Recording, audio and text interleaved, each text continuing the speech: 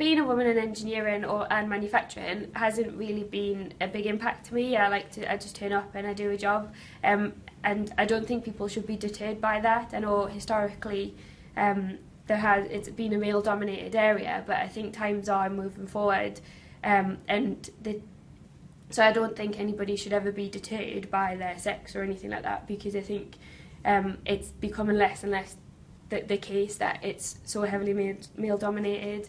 I think the teamwork that we have to be able to deliver such new technology in new marketplaces and work with the customers to ensure that means that everybody looks beyond sex and gender and actually just wants to focus and deliver the job.